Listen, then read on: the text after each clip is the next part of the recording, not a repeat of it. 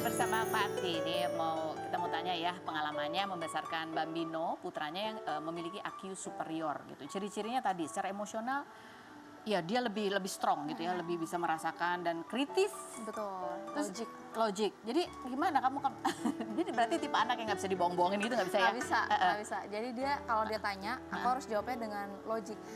Semisal ini loh Kak Ros, kayak waktu pas awal papa nggak ada kan, papa kemana gitu kan. Kan kita biasanya dulu misalnya nenek kita meninggal, kita cuma dikasih tahu, oh ya nenek udah papa tuh udah nggak ada, papa udah nggak sakit lagi, karena kan tahu kan ngikutin di rumah sakit, papa udah di surga ya, gitu kan jawabannya. Nah dia tuh langsung kayak, kok papa di surga duluan gitu, kan kita belum hari akhir. Nah konsep itu tuh ternyata aku sama abang tuh dulu pernah ngenalin kalau nanti kita meninggal kita tuh kemana dulu, ke apa dulu gitu kan. Nah dia tuh langsung nangkep. Dia kayak inget gitu. tuh ya? Ingat dia. Terus kayak, oh iya sorry nak, jadi papa, jadi aku harus benar-benar ceritakan seapa adanya mungkin. Sedetail dan selogis, iya. jadi bukan kayak bahasa dongeng-dongeng. Iya dongeng-dongeng kayak misalnya, oh iya papa udah di surga, udah gitu selesai kan? Enggak. Oke. Jadi penerimaan dia tuh harus kayak kenapa gitu. Oke. Ini dari sejak ayahnya masih hidup pun tahu ya bahwa anak ini IQ-nya superior. Iya, waktu itu kami sama abang itu bawa dia kan screening tumbuh kembang, kayak biar tahu nanti ini anak SD-nya cocoknya kan sekarang banyak juga Jenis, kan Kak. ya? Iya, jenis kayak kurikulum dan segala macam. Cocoknya kemana ya? Karena dia tuh tipikal yang emang lari-larian, nggak suka yang duduk diem gitu. Jadi kayak main aktivitasnya pun yang sepeda, lari, bola gitu. Jadi ini cocoknya ke sekolah yang mana. Dari situlah kita tahu. Apa pesan-pesan almarhum waktu itu? Waktu pas kita tahu itu tuh kan kita bingung ya, ini anak nih kenapa ya kok sulit dihadapi, tidak seperti teman-teman lain gitu. Maksudnya secara lihat gitu sebenarnya kayak normal sih, bukan yang special needs gitu. Cuma dari cara berpikir, dari cara emosionalnya yang intens. Jadi ketika dia sedih, sedihnya tuh sampai sedih berlebihan. Ketika dia senang, dia bisa euforia yang kayak lompat-lompat kayak gitu. Ketika dia marah, pokoknya dia intens lah, betul.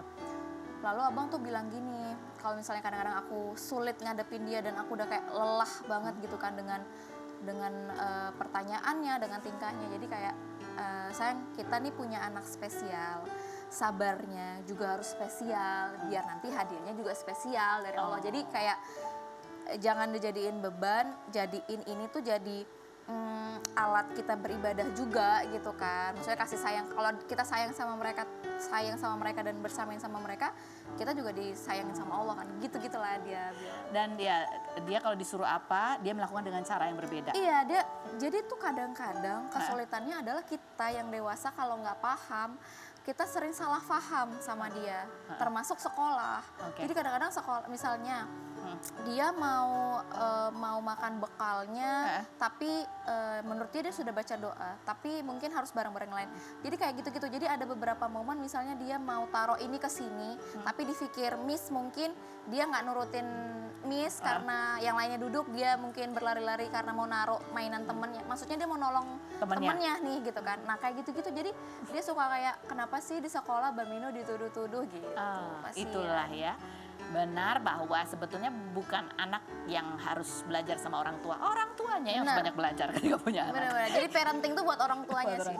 Kita akan kembali lagi tetap di Rumpi No Secret.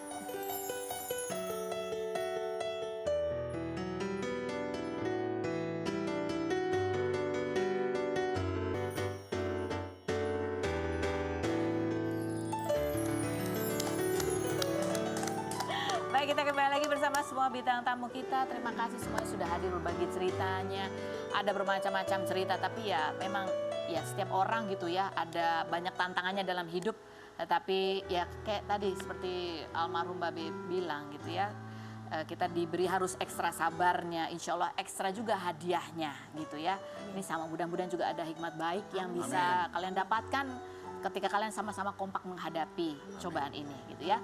Dan jangan lupa kalau udah sama seperti Ibu Jihan, kembalikan lagi semuanya gitu ya. Bisa bermanfaat untuk orang banyak dari ilmu-ilmu yang kita dapatkan insya Allah. Terima kasih buat Anda semua yang sudah bergabung. Kita ketemu lagi setiap hari ya di acara Rumpi No Secret.